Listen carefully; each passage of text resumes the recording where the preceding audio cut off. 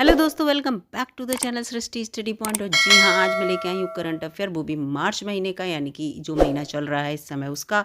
और उसके साथ ही मैं आपको जो भी क्वेश्चन यानी कि एमसीक्यूज़ के रूप में लेके आई हूँ, अगर उसके बारे में बताऊँगी तो पूरी जानकारी दूंगी। अगर उससे रिलेटेड कोई और भी क्वेश्चन आ जाता है तो वो भी आप बहुत अच्छे से अपने एग्ज़ाम में हल कर पाएंगे।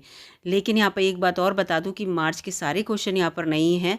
कुछ क्वेश्चन मैं अपनी अगली वीडियो में लेके आऊँगी, वो भी एमसीक्यूज़ के रूप में। बहुत ही अच्छे क्वेश्चंस हैं, बस आप वीडियो के अंत तक बने रहिएगा। और वीडियो अच्छी लगी तो लाइक कीजिएगा, और चैनल पर नए हो तो प्लीज़ सब्सक्राइब कर लीजिएगा। चलिए शुरू करते हैं। पहला क्वेश्चन क्या है, ये देखिए। पहला क्वेश्चन है कि किस राज्य या केंद्र शासित प्रदेश ने कॉलेज व्याख्याताओं यानी कि कॉलेज लेक्चरर के लिए पुरस्कार योजना शुरू की है? तो उसका उत्तर है नई दिल्ली। न्यू दिल्ली ने लेक्चरर जो उनके कॉलेज के होते हैं उनके लिए ये योजना शुरू की है। तो दोस्तों, ये योजना क्यों शुरू की है, ये देखिए। उनको प्रोत्साहन देने के लिए शुरू की है यहाँ पे, और उनके योगदान को स्वीकार करने के लिए कि वो लोग बहुत मेहनत करते हैं।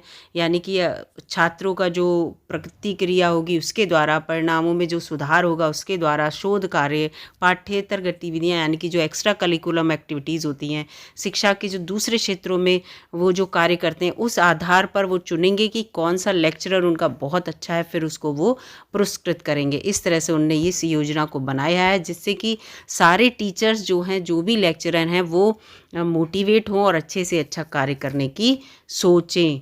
तो और इस समय जो है उन्होंने अपने 17 लेक्चरर्स को सम्मानित किया है। इस चीज़ को भी याद रखिएगा कि कौन सी सरकार ने शुरू किया है अपने लेक्चरर्स को, कॉलेज लेक्चरर्स को प्राइज़ देने की बात, वो है दिल्ली, नई दिल्ली ने। कितनों को अभी दिया? 17 को। तो आपको 2 क्वेश्चन यहाँ पर तैयार हो गए।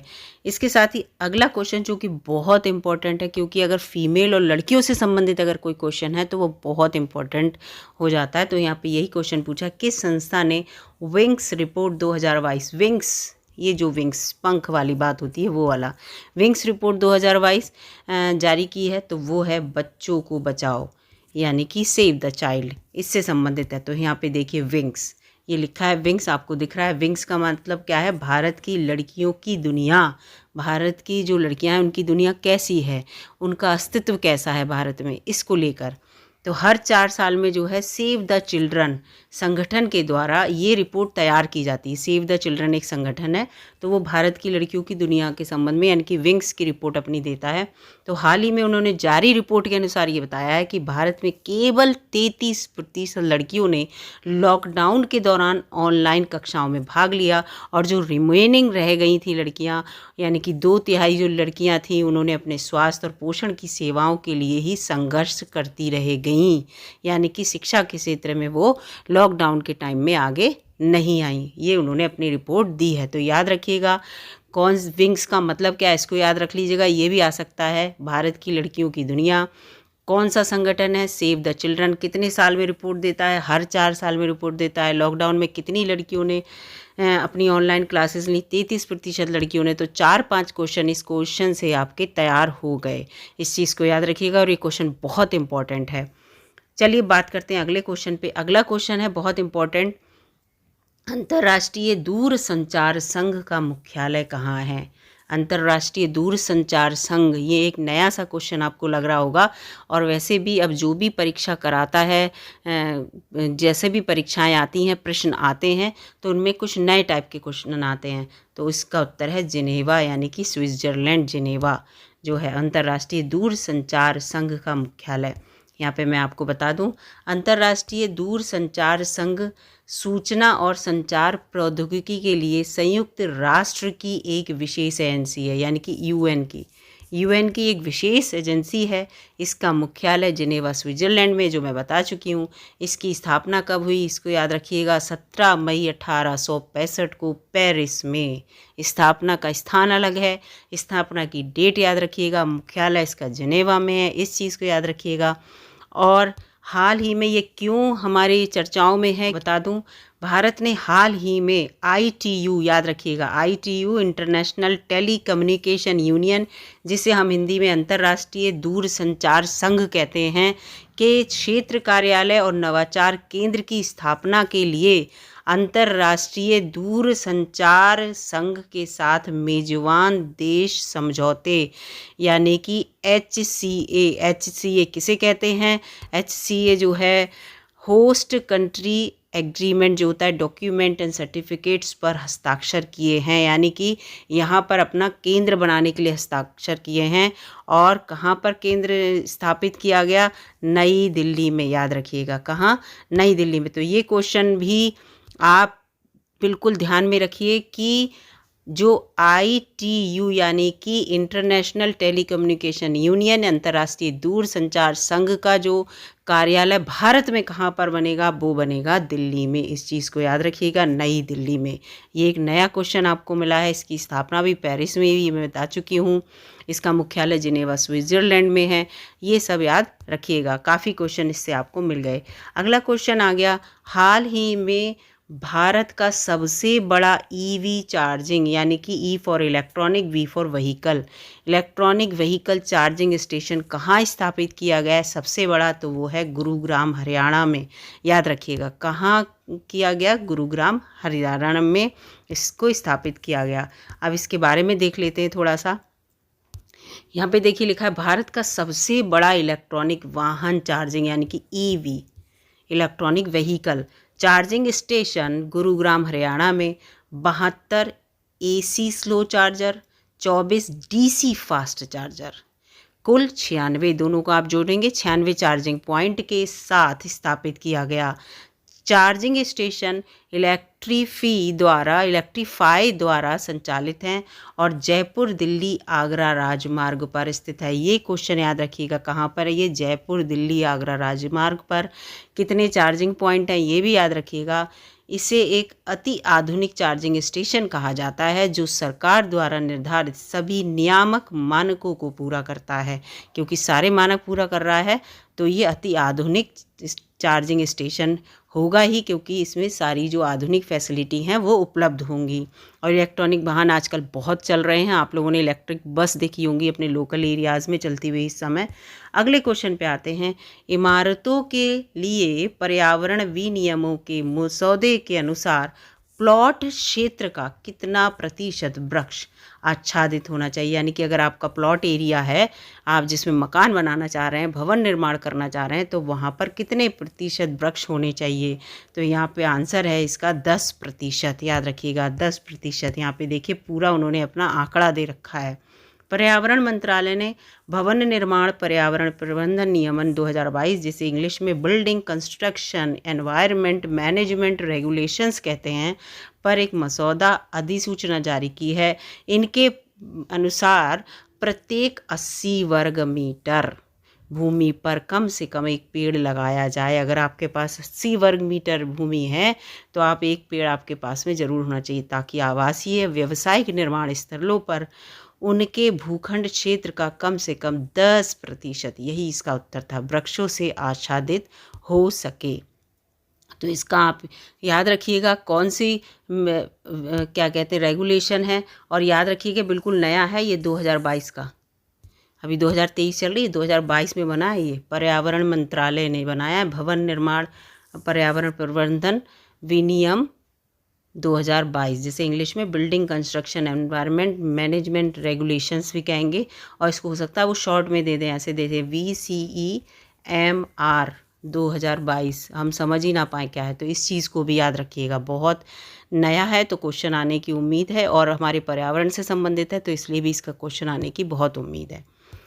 अगला क्वेश्चन है, सन टू लिक्विड यानी कि सूरज से है, यानी कि जो हमारी अक्षय ऊर्जा है उससे संबंधित है।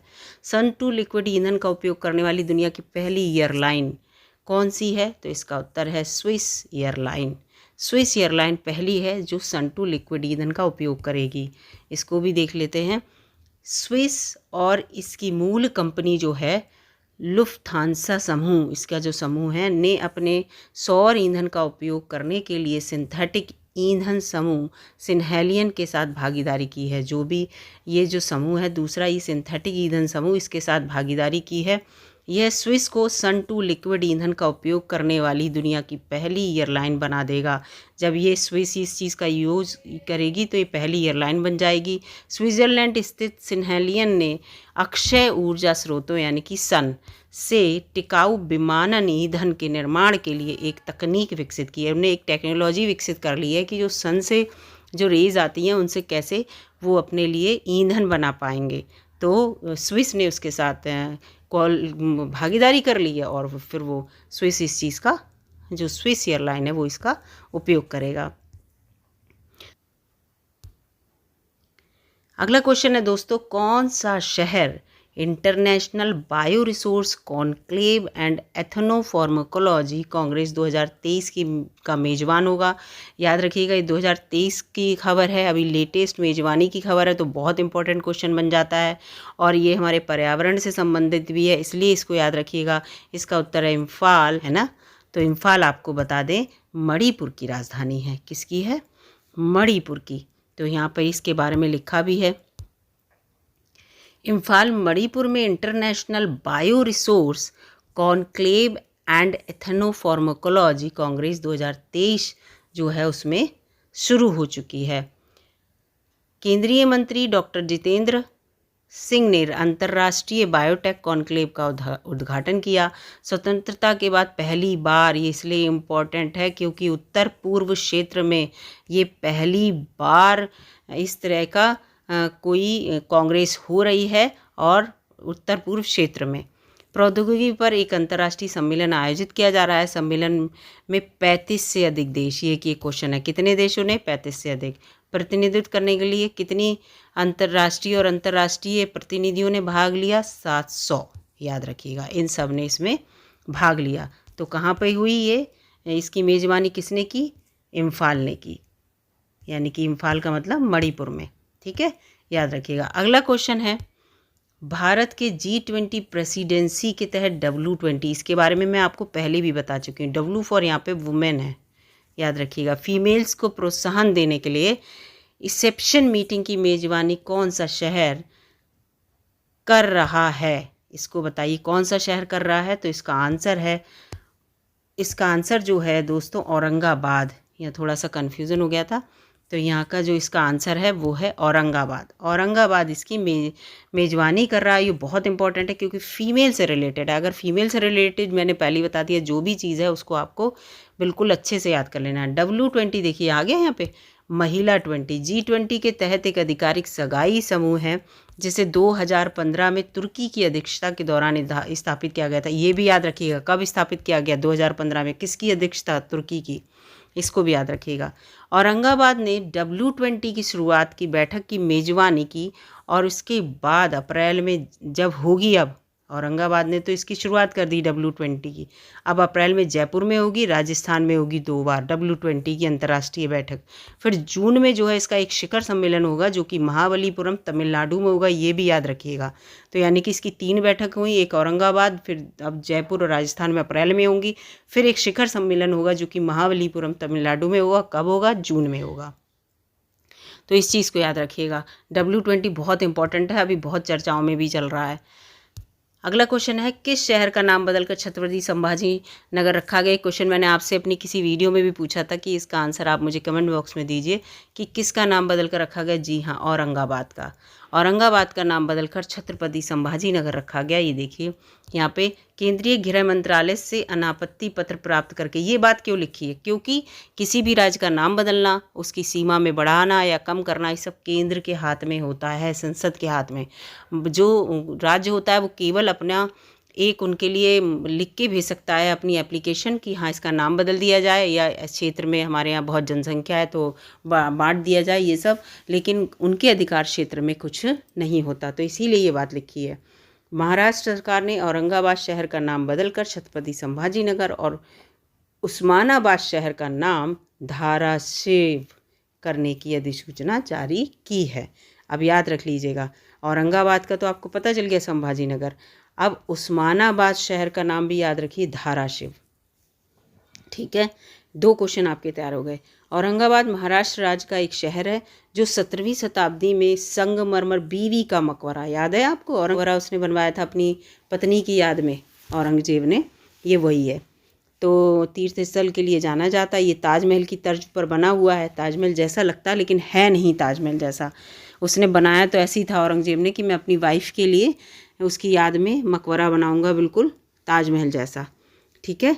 तो औरंगाबाद इसलिए फेमस है, आपको याद आ गया होगा। औरंगाबाद की गुफाओं में प्राचीन रॉक कट बौद्ध मंदिर भी शामिल हैं, ठीक है। बीवी के मकबरे से याद रखिएगा औरंगाबाद, क्योंकि औरंगजेब से आप औरंगाबाद याद रखेंगे। तो औरंगाबाद को क्या कर दिया? छत्रपति संभाजी महाराज नगर, ये ऐसे करके कर दिया, याद रखिएगा। अगला क्वेश्चन है दोस्तों, किस संस्था ने भारत का पहला म्युनिसिपल बॉन्ड इंडेक्स जारी किया है? तो जी हाँ दोस्तों, इसका उत्तर है एनएससी। इसका उत्तर है एनएससी ने पहला म्युनिसिपल बॉन्ड इंडेक्स लॉन्च किया है। और इसके बारे में मैं आपको बता देती हूँ। नेशनल स्टॉक एक्सचेंज या जिसे एनएससी कहते हैं ने भारत का पहला municipal bond index, India municipal bond index launch किया है। Nifty India municipal bond index को बेंगलुरु में म्युनिसिपल डेट सिक्योरिटी पर सेबी की कार्यशाला में लॉन्च किया गया। यह परिपक्वता के दौरान भारतीय नगर निगमों द्वारा जारी किए गए नगर पालिका बॉन्डों के प्रदर्शन को ट्रैक करता है और निवेश क्रेडिट रेटिंग रखता है। अगला क्वेश्चन है दोस्तों, आपको यहाँ पे दिख रहा होगा, दूसरा Semicon India future design road show हाल ही में किस शहर में लॉन्च किया गया? इसको याद रखिएगा। दूसरा, पहला जो था आपको याद होगा शायद, पहला जो है गुजरात में हुआ था और दूसरा कहाँ पे हुआ? बेंगलुरु में। दूसरा बेंगलुरु में हुआ है, पहला गुजरात में हुआ। देखते हैं पहला कहाँ पे हुआ, दूसरा जो है वो उसका उत्तर है बेंगलुरु। यहाँ पे देखिए लिखा है, दूसरा Semicon India future design road show हाल ही में बेंगलुरु में लॉन्च किया गया। यह रोड शो भारत के सेमीकंडक्टर डिज़ाइन इकोसिस्टम में निवेश को आकर्षित करने के उद्देश्य से आयोजित किया जा रहा है। इसमें क्या है कि अपना देश दूसरे देशों के साथ मिलकर कोलेबरेट होकर अपने देश के नागरिकों को बहुत अच्छी अच्छी जैसे चिप बनाना, ये सब चीज़ें बनाना सिखाएगा, जिससे कि हमारे देश का हर व्यक्ति कहीं भी बैठ के मल्टी जैसे मोबाइल से संबंधित जो भी चीज़ें हैं छोटी छोटी वो बना सकता है, और टेक्नोलॉजी से संबंधित जो भी चीज़ें हैं वो आसानी से बना सकता है। और जो मैंने आपको बताया था इस आयोजन का उद्घाटन संस्करण यानी कि पहला संस्करण मैंने आपको बताया था गुजरात में हुआ था। गुजरात के कर्णावती विश्वविद्यालय में आयोजित किया गया था। उद्घाटन के दौरान इंडिया सेमीकंडक्टर रिसर्च सेंटर, एक निजी उद्योग के नेतृत्व वाले अनुसंधान केंद्र के शुभारंभ की भी घोषणा की गई थी कि एक निजी उद्योग के नेतृत्व वाले अनुसंधान को भी बनाया जाएगा। अगले क्वेश्चन पे आते हैं दोस्तों, बहुत इंपॉर्टेंट क्वेश्चन है क्योंकि महिला से संबंधित मैं आपको बता चुकी हूँ। नेशनल बैडमिंटन चैंपियनशिप का महिला एकल खिताब किसने जीता? तो इसका उत्तर है अनुपमा उपाध्याय ने। याद रखिएगा, महिला एकल खिताब जो है नेशनल बैडमिंटन चैंपियनशिप, याद रखिएगा इसको। यहाँ पे ये उत्तर है। पूर्व विश्व जूनियर नंबर 1 खिलाड़ी, ये पहले जूनियर की नंबर 1 खिलाड़ी थी, जूनियर लेवल पर अंडर 18 में जो होते हैं, अनुपमा उपाध्याय ने बालेवाड़ी स्टेडियम में अब सीनियर में आ गई, वो राष्ट्रीय बैडमिंटन चैंपियनशिप में महिला एकल का खिताब अपने नाम कर लिया है। अनुपमा उपाध्याय, याद रखिएगा नाम बहुत इंपॉर्टेंट है। अ से Anupama, A for first letter, number 1 rank, इस तरह से आप याद कर सकते हैं। अगला क्वेश्चन है, जीएसएम एसोसिएशन द्वारा किस देश को गवर्नमेंट लीडरशिप अवार्ड 2023 से सम्मानित किया गया? बहुत इंपॉर्टेंट, क्योंकि इसमें हमारे भारत को दिया गया अवार्ड। भारत से संबंधित कोई भी अवार्ड है याद कर लीजिएगा, क्योंकि ऐसे क्वेश्चन जरूर आते हैं अपने भारत से संबंधित, भारत के सम्मान से संबंधित जो क्वेश्चन होते हैं। जीएसएम एसोसिएशन ने दूरसंचार नीति और विनियमन में बेहतर प्रगति के लिए भारत को गवर्नमेंट लीडरशिप अवार्ड 2023 से सम्मानित किया है। जीएसएम का मतलब है ग्लोबल सिस्टम फॉर मोबाइल, यानी कि आप मोबाइल के क्षेत्र में ही समझ जाइए। वैश्विक दूरसंचार तंत्र में 750 से अधिक मोबाइल ऑपरेटरों और 400 कंपनियों का प्रतिनिधित्व करता है जीएसएम, याद रखिएगा, ठीक है। तो इसमें हमारे भारत को अवार्ड मिला है गवर्नमेंट लीडरशिप अवार्ड 2023। अगला क्वेश्चन है बहुत इंपॉर्टेंट, क्योंकि दिवस जरूर आता है एक न एक। विश्व नागरिक सुरक्षा दिवस प्रतिवर्ष कब मनाया जाता है? तो इसका उत्तर है 1 मार्च को, याद रखिएगा। इसके बारे में बता देती हूँ, ये यहाँ पे लिखा है, विश्व नागरिक सुरक्षा दिवस हर साल 1 मार्च को मनाया जाता है। यह आपदाओं और आपात स्थितियों के लिए तैयारियों के महत्व के बारे में जागरूकता बढ़ाने के लिए मनाया जाता है। इस वर्ष के विश्व नागरिक सुरक्षा दिवस की थीम याद रखिएगा, जो भूलिएगा नहीं, वो है भविष्य की पीढ़ियों की सुरक्षा के लिए दुनिया के अग्रणी उद्योग विशेषज्ञों को एकजुट करना। यानी कि उद्योग के जो विशेषज्ञ हैं उन्हें एकजुट करना, किसके लिए? हमारी भविष्य की पीढ़ियों की सुरक्षा के लिए। वर्ष 1990 में संयुक्त राष्ट्र महासभा ने आधिकारिक तौर पर 1 मार्च को विश्व नागरिक सुरक्षा दिवस के रूप में इसे नामित किया था। याद रखिएगा 1990 में किया था। थीम याद रखिएगा। और इसके आगे मैं आपको बता दूं, इसमें ये लिखा है, संयुक्त राष्ट्र ने 1950 में अंतर्राष्ट्रीय नागरिक सुरक्षा संगठन की स्थापना की थी। स्थापना 1950 में हुई है संगठन की।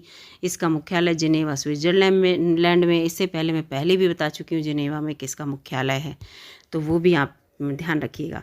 आते हैं 15वें क्वेश्चन पे। ये बहुत इंपॉर्टेंट है क्योंकि G20 का जो अध्यक्षता है वो भारत कर रहा है, इसलिए ये बहुत इंपॉर्टेंट है। इसीलिए W20 इंपॉर्टेंट है, ठीक है। G20 विदेश मंत्रियों की बैठक किस शहर में आयोजित की जा रही है? तो जी हाँ, दिल्ली में आयोजित की जा रही है। ये यहाँ पे इसका उत्तर है, दिल्ली में आयोजित की जा रही है। यहाँ पे लिखा हुआ है, आप देख लीजिए। G20 विदेश मंत्रियों की बैठक भारत की अध्यक्षता में नई दिल्ली में आयोजित की जा रही है। ये 2 दिवसीय बैठक यानी कि 1 और 2 मार्च को 2023 को हो गई है ना, डेट निकल चुकी है। इस बैठक में भारत के द्वारा आमंत्रित गैर G20 सदस्यों सहित 40 देशों के प्रतिनिधि और बहुपक्षीय संगठन ने भाग लिया। विदेश मंत्रियों की बैठक G20 की सबसे महत्वपूर्ण बैठकों में से एक होती है। इस बैठक में यूक्रेन संकट सहित बहुत सारे मुद्दों पे बात भी की गई। याद रखिएगा, ये बहुत इंपॉर्टेंट होती है क्योंकि कोई भी G20 की मीटिंग होती है तो सारे देश के जो भी उसके सदस्य हैं उनकी विदेश मंत्रियों की मीटिंग जरूर होती है। अगला क्वेश्चन बहुत इंपॉर्टेंट है। हाल ही में किस राज्य में 1300 साल पुराना, ठीक है, बौद्ध स्तूप मिला है? तो वो है ओडिशा। ओडिशा में मिला है, याद रखिएगा, बहुत इंपॉर्टेंट है। ओडिशा में मिला है। तो यहाँ पे देखिए, ओडिशा के जाजपुर जिले में खोंडालाइट खनन स्थल पर, जो खनन स्थल पर उनका खनन हो रहा था ओडिशा के, वहाँ 1300 पुराना स्तूप मिला है। ये लिखा है स्तूप, यहाँ पे देखिए सही लिखा है। तो ये यहाँ पे देखिए इसका उत्तर, ये वह स्थान है जहाँ से पुरी में 1200 शताब्दी के श्री जगन्नाथ मंदिर के सौंदर्यीकरण परियोजना हेतु खोंडालाइट पत्थरों की आपूर्ति की गई। ये याद रखिएगा, ये पूछ लिया जाएगा क्वेश्चन में कि कौन से मंदिर के सौंदर्यीकरण के लिए यहाँ पर पत्थर, ये खोंडालाइट पत्थरों की आपूर्ति की गई। फिर 1300 साल पुराना बौद्ध स्तूप मिला। फिर अगला क्वेश्चन है, हाल ही में किसने 2023 मार्कोनी पुरस्कार जीता? तो इसके ऑप्शन नहीं, सीधे उत्तर दिया है हरि बालकृष्णन ने। याद रखिए, हरि बालकृष्णन ने, बहुत इंपॉर्टेंट है क्योंकि भारतीय मूल के हैं। भारतीय मूल के डॉक्टर हरि बालकृष्णन।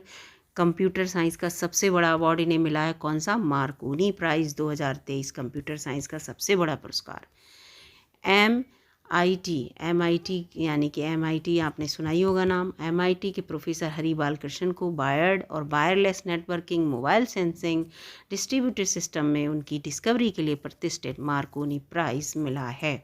याद रखिएगा, मार्कोनी प्राइज़ किसे मिला 2023 का, जो कि कंप्यूटर साइंस में सबसे बड़ा पुरस्कार है। ये भी आपको पता चल गया, डॉक्टर हरि बालकृष्णन को। तो दोस्तों, थैंक यू दोस्तों, आपने पूरी वीडियो देखी, सारे क्वेश्चन सुने, और मैंने कोशिश यही की है कि हर क्वेश्चन से संबंधित जो भी न्यूज़ है वो मैं आपको दे सकूं। यहाँ पे क्वेश्चन थोड़े ही थे, 17 क्वेश्चन थे, लेकिन वीडियो ज़्यादा बड़ी ना हो इसलिए मैंने ज़्यादा क्वेश्चन को यहाँ पे रखा नहीं। लेकिन कोशिश यही की है कि आपको अधिक से अधिक जानकारी दे पाऊँ हर क्वेश्चन से संबंधित। और ज़रूरी है आपको ये अच्छी लगी होगी वीडियो। अगर वीडियो अच्छी लगी तो प्लीज़ लाइक कीजिएगा, और चैनल पर नए हो तो प्लीज़ दोस्तों सब्सक्राइब करके ही जाइएगा। मिलती हूँ आपसे अगली वीडियो में, तब तक के लिए नमस्कार।